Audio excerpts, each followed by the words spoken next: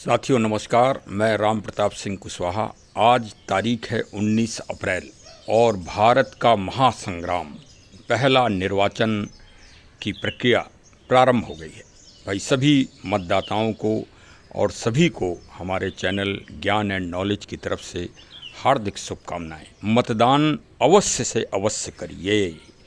क्योंकि यह नई देश की जागरूकता है, नई चेतना है और नई क्रांति के परिचायक है लोकतंत्र। और आज का ये हमारा विश्लेषण भी पूरी तरह से सुनिए। इसमें दो विशेष बातें हैं। एक, भारत के युवा का राजनीतिक चेतना, पहली चीज़, और दूसरी चीज़, भारत में महिला सम्मान की वर्तमान स्थिति। क्योंकि आप पाएंगे कि इन दो चीज़ों ने ही हमेशा भारत के इतिहास को बदला है। एक तो भारत के युवा और एक भारत की महिला सशक्तिकरण। अब महिला सशक्तिकरण कैसे कि चाहे माता सीता जी हों, चाहे द्वापर युग में द्रौपदी हों, चाहे गार्गी हों, चाहे भारत की जननायिका शकुंतला, राजा दुष्यंत की पत्नी, देखिए जरा ध्यान करिए। हाँ, और चाहे भारत के मध्यकाल के इतिहास में रानी कर्णवती, चाहे स्वतंत्रता संग्राम में महारानी लक्ष्मीबाई, चाहे भारत की पूर्व प्रधानमंत्री श्रीमती इंदिरा गांधी, और चाहे उत्तर प्रदेश की 4 बार मुख्यमंत्री बनी सुश्री मायावती जी, और वर्तमान में महिला आंदोलन जो चालू हो गया है, ये बड़ा चिंतनीय है। तो समीक्षा करिए। आज की जो विहंगम चर्चा का जो विषय होगा वो एक कैक्टस का फूल है। उसी से आज पूरा प्रसंग आप सुनिए। आज की चर्चा का जो विशेष एक प्रेरणा या मोटिवेशन रखा गया है, क्योंकि हमारा चैनल प्रकृति पर्यावरण के संरक्षण व संवर्धन हेतु हमेशा जागरूक व चेतना फैलाता है। तो आज का जो टारगेट है वो एक कैक्टस का फूल है और उसी के द्वारा ही पूरी परिचर्चा है लोकसभा चुनाव 2024 की और भारत के आगे के भविष्य की। आप भी सोच रहे होंगे कि इस कैक्टस के फूल से और भारत के भविष्य से कितनी बड़ी बात है, का क्या संबंध है। ये यूट्यूबर जो है कुछ चकरा गया है, ऐसा सोच रहे होंगे। लेकिन ये अगर आप ऐसा सोच रहे हैं तो आप बहुत गलती पर हैं। वास्तव में आज इसी फूल और इस कैक्टस के बारे में ही हम आपको ले चलेंगे। भारत के सबसे बड़े क्षेत्र, सबसे बड़ी कॉन्स्टिट्यूंसी क्षेत्रफल के मामले में भारत मतलब दुनिया के जो 204 देश हैं रजिस्टर्ड, उन देशों में 133 देशों का क्षेत्रफल उस कॉन्स्टिट्यूंसी भारत की संसदीय निर्वाचन क्षेत्र से छोटे हैं। तो आप ये समझिए कि एक देश उसमें समाया हुआ है। मतलब 133 देश छोटे हैं उस क्षेत्र से। मैं उस क्षेत्र की बात कर रहा हूँ, बालासोर, जैसलमेर, बाड़मेर क्षेत्र कॉन्स्टिट्यूंसी। अब उसका नंबर तो इस समय कॉन्स्टिट्यूंसी का मुझे याद नहीं है, चलिए मैं देख के बता दूंगा। और जो भारत का थार क्षेत्र है, थार की एक अलग संस्कृति है।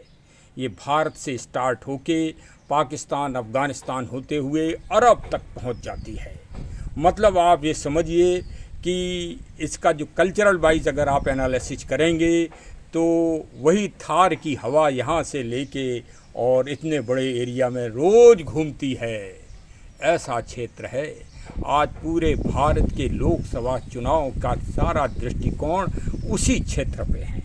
उसमें 3 प्रत्याशी इस समय दिग्गज लड़ रहे हैं। देखिए, एक तो फूल कैक्टस का मैंने दिखा ही दिया, नेचुरल है।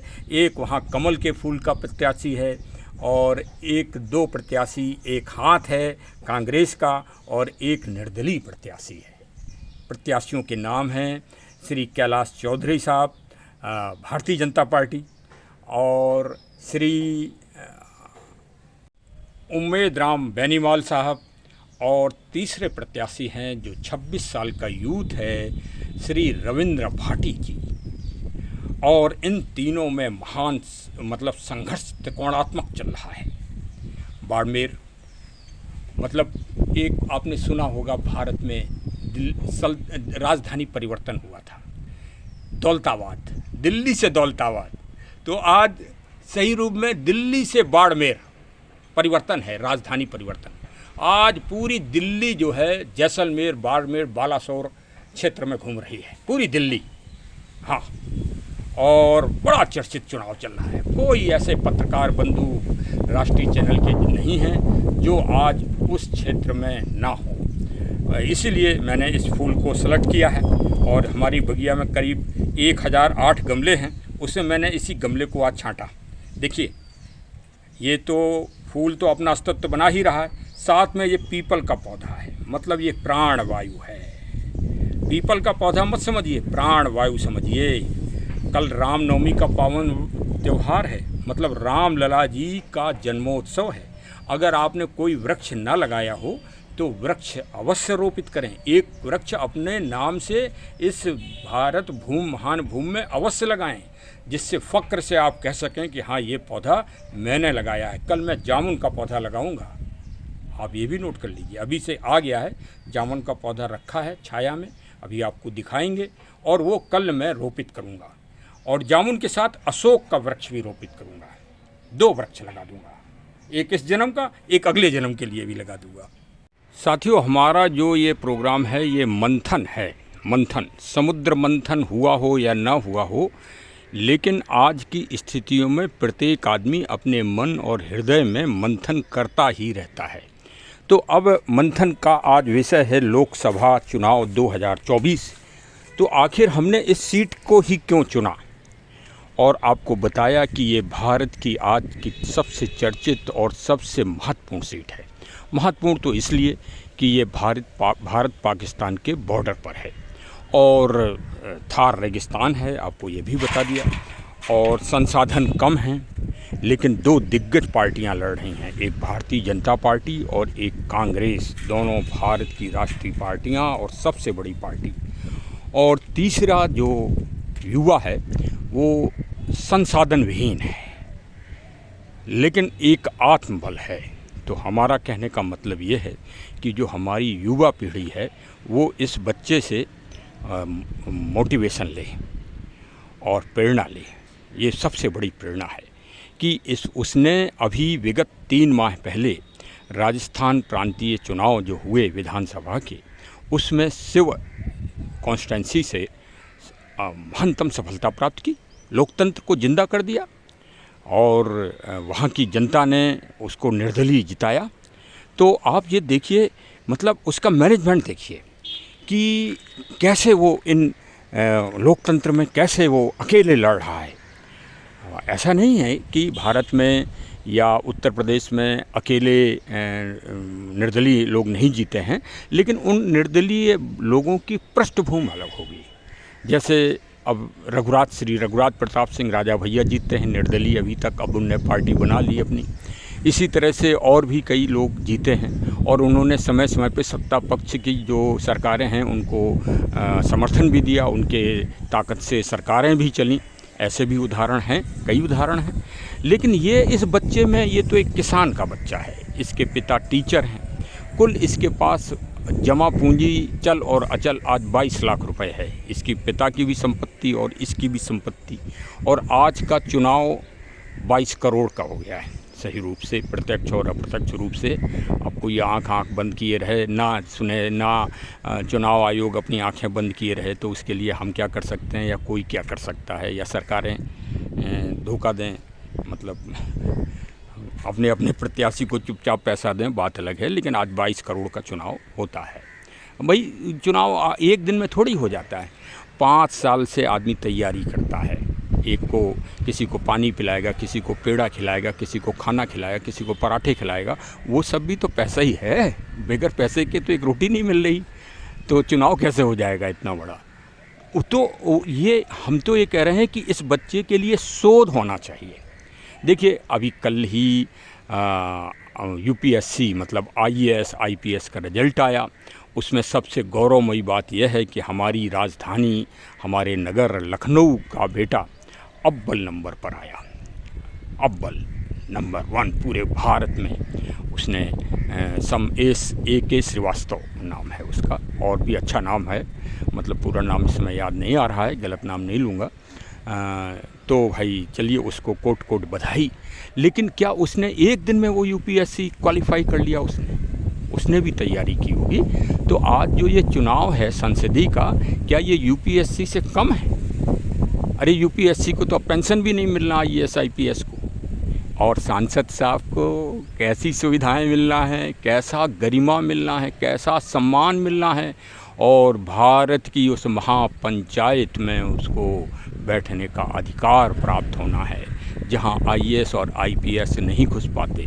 मैं तो ये कहता हूं आज अभिभावकों से, अपने गार्जियन से, कि बच्चों को कोचिंग वोचिंग में पैसा खर्च मत कराओ, इसको करो। यही आज राज सेवा है, ये राजभक्ति है, देशभक्ति है, राष्ट्रभक्ति है।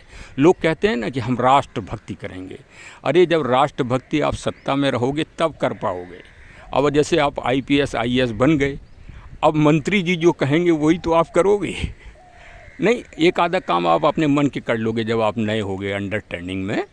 तब आप, जैसे कोई नया सिपाही होता है ना, भर्ती होता है, अब जैसे हम तो पुलिस में रहे हैं, हम दरोगा वही रहे, तो हम स्टार्टिंग में अपना मन के काम करते थे और कहते थे नहीं हम नहीं मानेंगे किसी की, ना नेताजी की मानेंगे, हम जो सही होगा वो करेंगे। फिर बिस्तर जब बंधे हमारे और सामान टूटा ट्रांसफ़र में, तो फिर हम अपने औकात पे आ गए। फिर तो भाई हाँ, जो सरकार का और बड़े अधिकारियों का आदेश हो गया वही फिर ठीक है, वही आंख बंद करके कर दो और गाड़ी चलती रहेगी आपकी बहुत अच्छी तरह से। हाँ, नौकरी तनख्वाह देखो 1 तारीख को मिल जाए, सबसे बड़ा काम नौकरी में, सबसे बड़ा ये। और संसद में क्या है, एडवांस वेतन हो जाता है, एडवांस बजट मिलता है। तो भाई बच्चों आजकल अब वो मत बनो, अपने संगठन बनाओ छोटे छोटे से, और विशेषकर जो राजपूत बच्चे हैं वो देखो, आप लोग तो भाई, अरे यही राज सेवा है, यही देश सेवा है, यही राष्ट्र सेवा है, यही देश प्रेम है। सांसद बनो, विधायक बनो, जिला पंचायत के सदस्य बनो, और भूमि विकास बैंक के अध्यक्ष बनो, और ब्लॉक प्रमुख बनो, और फिर देश सेवा करो और जनसेवा करो। कितने अच्छे मौके हैं, और फिर सम्मान भी आपको मिलेगा। अब सम्मान में तो सभी चीज़, बगैर लक्ष्मी जी के सम्मान को होता रही है, तो जब लक्ष्मी जी पास होती हैं तो सब सम्मान मिल जाते हैं। देखिए लक्ष्मी जी का चालीसा पढ़िए तो उसमें सब लिखा है, बताने की कोई ज़रूरत थोड़ी है कि ना कोई धर्म हो सकता है बगैर लक्ष्मी के, ना कोई सेवा हो सकती है, ना आप, अरे एक बस का टिकट नहीं खरीद सकते हो आप, संसदीय टिकट तो बहुत बड़ी बात है। इन विपरीत पोजीशनों में, इन विपरीत स्थितियों में वो बच्चा कैसे काम कर रहा है, और कैसे जनता एकदम तूफान और भूचाल के रूप में उसके पीछे लगी हुई है। और पूरी दिल्ली, मतलब दिल्ली का मतलब जब माननीय प्रधानमंत्री जी पहुंच जाएं कहीं भी तो दिल्ली पहुंच गई। और क्या, जैसे विदेशों में समाचार होता है ना, तो वो कहते हैं आज दिल्ली का समाचार ये है, तो मतलब प्रधानमंत्री जी का या राष्ट्रपति जी का समाचार होता है वो, जब ये कहा जाता है कि दिल्ली का समाचार। तो दिल्ली का समाचार ये है कि माननीय प्रधानमंत्री जी भी गए थे दिनांक 12 तारीख को, बहुत विशाल उन्होंने मीटिंग की, लेकिन वो बच्चा भी भारी पड़ रहा है। हाँ भाई, जनता को वहाँ, और सारे पत्रकार, राष्ट्रीय चैनल सब वहीं जमे हुए हैं, और रात में 3-3 बजे बताइए उसका इंटरव्यू लेते हैं, 2 बजे, 3 बजे, 1 बजे। ऐसी तो भाई कहीं चुनाव वो मारामारी कहीं देखी नहीं, जैसी बाड़मेर में इस टाइम हो रही है। और मैं तो कहूँगा कि भाई इस पे शोध कराया जाए, इस पे रिसर्च कराई जाए। ये तो रविंदर भाटी जी जो है रिसर्च स्कॉलर, इस मतलब इस मामले में हैं, पॉलिटिकल्स और राजनीति और चुनावों के संबंध में इन पे रिसर्च होना चाहिए। देखिए पहले वो AWP, वो इसके क्या है मतलब विद्यार्थी परिषद के वो थे यूनिवर्सिटी में, ABVP, तब उनको टिकट नहीं मिला तो वो वहाँ निर्दलीय लड़ गए, यूनिवर्सिटी के अध्यक्ष का चुनाव वहाँ जीत गए। और फिर भाई निर्दलीय, वो अभी 3 महीने पहले राजस्थान गवर्नमेंट का चुनाव हुआ और उस विधानसभा का, और उसमें भी वो निर्दलीय लड़े। एक बड़ी पार्टी ने उन्हें टिकट नहीं दिया, किसी बड़ी पार्टी ने, निर्दलीय लड़ गए वो चैलेंज करके, और वहाँ भी जीत गए वो। हाँ, और अब संसदीय देखिए, अगर संसदीय सीट में वो 4 जून को अगर फतेह कहीं हो जाते हैं तो भारत की राजनीति परिदृश्य ही बदल जाएगा, राजनीति ही बदल जाएगी। चिंता का विषय तो ये है कि भारत की राजनीति में भूचाल आ जाएगा एकदम, कि आखिर ये लड़का, एक लड़का जब जीत सकता है तो हर जगह फिर यूथ है और लड़के जीत ही सकते हैं। तो भाई अंगड़ाई ले लो। सिंधिया जी के बच्चे भी, एक दिन उनका भी हमने इंटरव्यू सुना था, वो भी खड़े हो गए। हाँ, ऐसा थोड़ी है भाई। देखिए अखिलेश जी भी यहाँ उत्तर प्रदेश में अपना यूथ के रूप में खड़े हुए, अब बुजुर्ग हो, मतलब अनुभवी हो रहे हैं। तो मतलब इसका मतलब ये है, लेकिन उनके पास जो है उनकी विरासत है, उनके चाचा, पिता, ताऊ सभी लोग राजनीति से जुड़े, पूरा परिवार कुटुंब भी जुड़ा है। तो इसलिए कोई बड़ी मतलब शोध का विषय नहीं है, वो तो उनको परंपरागत रूप से प्राप्त हो गए हैं, मतलब संसदीय और विधायकी सीटें वगैरह। हाँ, लेकिन अब और जैसे श्री रघुनाथ प्रताप सिंह तो भाई अब तो रियासत ही थे, लेकिन ये तो बच्चा ज़मीन में प्राइमरी स्कूल में पढ़ा है यार। सबसे बड़ी बात तो ये है, अरे प्राइमरी स्कूल वाले बच्चे, आप लोग भी भाई राजनीति में आ जाओ। राजनीति के अलावा और कोई काम करो ही मत भारत में। अब सबसे अच्छा काम है ये, सबसे बड़ा काम, सबसे सम्मानजनक काम।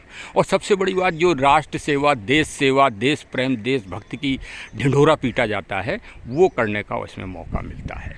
और भारत की नई संसद में आपको बैठने का मौका मिलेगा। तो भाई बाड़मेर चुनाव से सभी लोग मोटिवेशन लें, प्रेरणा लें और नई यूथ को अब दौड़ाएं इस भारत की राजनीति में, उनको भी तैयार करें। अच्छा, एक आरोप ये लगता है कि भाई वो बीजेपी वाले कहते हैं कि भाई तो ऐसा नहीं है। कई हमने देखा है कि अब जैसे माननीय मुख्यमंत्री उत्तर प्रदेश सरकार, तो कोई प्रारंभ से भारतीय जनता पार्टी में थोड़ी थे, ये तो हिंदू वाहिनी के वो हैं, मतलब एक तरह से। लेकिन अब तो भाई भारतीय जनता पार्टी में है, तो भविष्य किसी ने नहीं देखा कोई कौन निर्दलीय कहाँ जाएगा। अरे भाई, तो इस दृष्टिकोण से भाई हम तो जनता से अपील करेंगे कि जो श्रेष्ठ हो, जो भारत की भविष्य की राजनीति के लिए श्रेष्ठतम हो, आप उसको 26 अप्रैल को वहाँ पर चुनाव है, उसमें उनको जिताइए और उस कैंडिडेट को जिताइए। हाँ, तो भाई तीनों बहुत मजबूत कैंडिडेट हैं। एक तो 10 साल से सांसद हैं, हाँ, तो उनके भी काम का भी अवलोकन करिए। और कांग्रेस का भी प्रत्याशी बड़ा दिग्गज है, उनका भी काम का अवलोकन करिए। और इस नए लड़के की भी सेवा भाव देखिए। ये तो कह रहा है पानी बताइए, उत्तर प्रदेश राजस्थान में कांग्रेस सरकार रही 5 साल, श्री अशोक गहलोत साहब मुख्यमंत्री। अरे इनसे बड़ा लोक सेवक कोई नहीं, और पानी के लिए तरस रही है बाड़मेर। और भाई ये भी सेंट्रल गवर्नमेंट की पार्टी रही। तो चलो, किसी की हम आलोचना नहीं करना। कबीरदास जी ने कहा है किसी की आलोचना मत करो। और जो रविंद्र शाही है वो भी कहता है, वो किसी की आलोचना नहीं करता, वो कहता अपना काम करो भाई। हाँ, हमें किसी की आलोचना से मतलब नहीं। 2-3 पत्रकारों के जो साक्षात्कार थे वो भी सुने गए, तो वो भी बहुत अच्छे हैं उसके। तो चलिए, हम तो कह रहे हैं भाई देश परिवर्तन की तरफ क्या बढ़ रहा है, विचार मंथन होना चाहिए। हाँ, तो लोकसभा चुनाव 2024 में मतदान करने अवश्य जाइए, मतदान दीजिए, किसी को भी दीजिए जिसको आप योग्य समझते हो, लेकिन मतदान करने अवश्य जाना। हाँ, यद्यपि टेम्परेचर बाड़मेर में तो 52 डिग्री होगा, लेकिन उत्तर प्रदेश और अन्य प्रांतों में भी कम नहीं होगा। तो तापमान अपनी जगह है, राजनीतिक तापमान में आपको बर्दाश्त करना है और जाके मतदान जरूर करना है। हमारी शुभकामनाएं सभी को। धन्यवाद। हमारे चैनल को ज़रूर सब्सक्राइब कर लो भैया, इतनी मेहनत की है देखो हमने। हाँ, यहाँ से लेके आपको बाड़मेर तक ले गए, और लेकिन सब्सक्राइब करो भाई, और मिलने जुलने वालों को फॉरवर्ड करो, और हमारा उत्साहवर्धन के लिए बेल आइकन की बटन भी दबा दो। चलिए साहब, बहुत बहुत धन्यवाद। चरैवेति चरैवेति चरैवेति। अब ये हमारी मेहनत बेकार न चली जाए, इसके लिए थोड़ा आप लोगों को और प्रयास करना पड़ेगा सक्रियता से, क्योंकि राजस्थान या बाड़मेर या जैसलमेर, बालासोर किसी का नंबर हमारे पास नहीं है कि हम डायरेक्ट वहाँ भेज दें अपना ये ब्लॉग। तो कृपया इसको चरैवेति मतलब चलाते रहिए, क्रम में बढ़ाते रहिए, तो ये बढ़ ही जाएगा। और यही जागरण है देश का। और ये राजनीति तो होना ही चाहिए। लोकतंत्र सबसे बड़ी ताकत है, उसको मजबूत करना है। हम सबका धर्म है, भारत का संविधान कहता है कि लोकतंत्र, प्रजातंत्र, डेमोक्रेसी को मजबूत करिए, जन जन की आवाज़। तो भाई इसको पहुंचवाइए भाई, किसी तरह से इतना मतलब वो करिए सबको फॉरवर्ड कि ये पहुंच जाए वहाँ तक 26 तारीख से पहले। जैसे सभी लोग चुनाव डालने से पहले इसको सुन लें और मंथन करें और फिर बटन दबाएं चुनाव आयोग, जिससे खुश हो जाए।